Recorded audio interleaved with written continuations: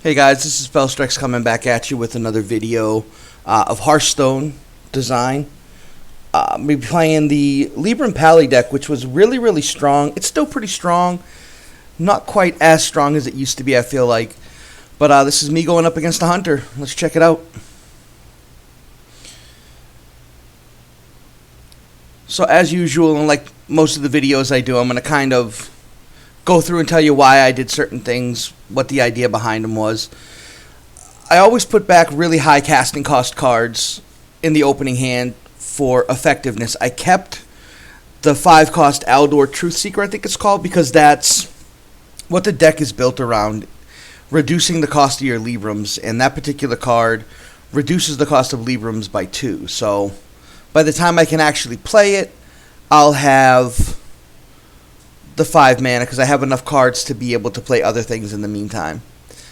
The High Abbess Allura is really good. It's a spell burst card. You got to kind of watch how you play it because you want to play it and be able to play a spell shortly after so you can trigger the effect. I've been waiting kind of more late game to play that card just because you don't want to play that card and then all of a sudden a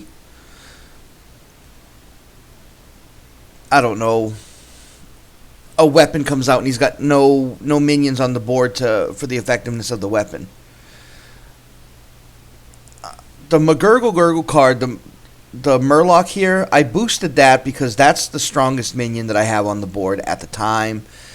I want him to die, but at the same time, I got a card to draw, and I was able to do some damage to him. I should not have played that animated broomstick at that point. It didn't do me any good to play it.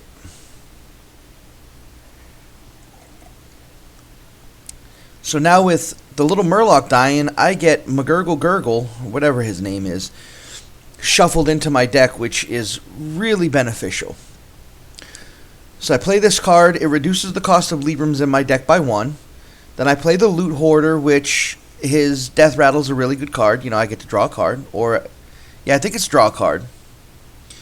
I get cards confused sometimes when I'm not looking at them.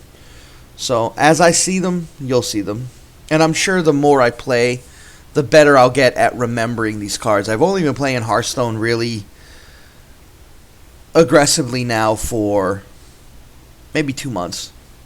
And the Loot Hoarder was, I get to draw a card. Oh, and look, I got McGurgle, which is fantastic. So now I play the Aldor Truthseeker. And the combination with that and I think it's a something Scholar, the Librams in my deck are reduced by 3 at this point. Which, Libram of Wisdom is a 0 casting cost. I have a weapon that's at 1 cast or 2 casting costs now. The Libram of Hope, which is the really strong one in the deck, gives me 8 life, and an 8/8 minion with Taunt is down to, I think, 6 at this point. So I'm kind of thinking what I should do. So I'm thinking about bringing out the High Abbess, but I decide to go with a couple of cards that are going to let me draw cards. So there's the Libram of Justice. It's that weapon that reduces the casting cost of all cards, or the health of all cards, down to 1. So I'm holding on to it because he's got 1 minion up there. The 2 damage it looks like it's going to do to me is handleable at this point. So I'm not overly concerned with it.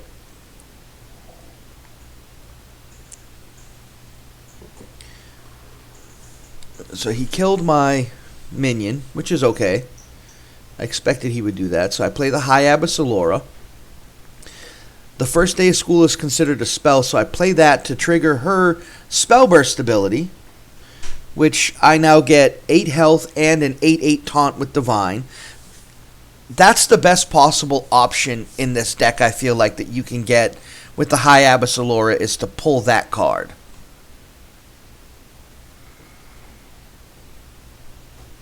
And I'm just kind of drawing some cards because I'm going to reduce the number of cards I have on the board at this point by killing his Taunt and just, oh look, I got another Libram of Hope. So now I'm really kind of stacking myself up well for late game kind of ability to really wreak havoc on this person.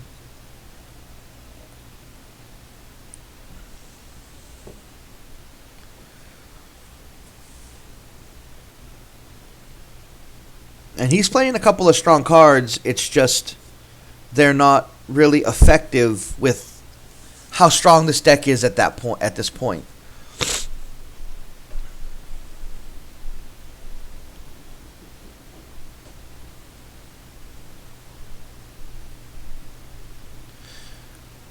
so now I play that, and I'm gonna clear his board.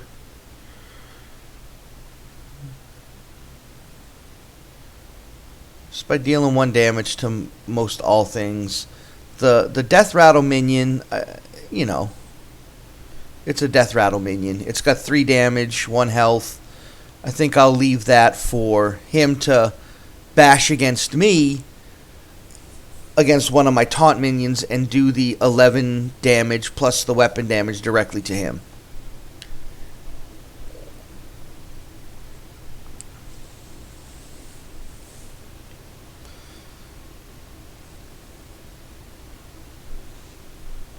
So now all those minions that he just summoned have rush. So he's going to be able to reduce the footprint on my side of the board by 1 minion. And he just got his upgraded hero power from the quest. So we'll see how that goes. And I still have that 8-10 out there, which for me this is a really good game. And I don't know how it is for him, but for me it's really good. I'm really kind of enjoying it. So I played that card. It's 4 damage to him, 4 damage to the board, and that allows me to end the game. So, again, probably not the best way to play the hand, probably not the most effective, but I had fun. I hope you guys had fun. Thanks for watching. Like and subscribe for more content like this. Felstrex signing out.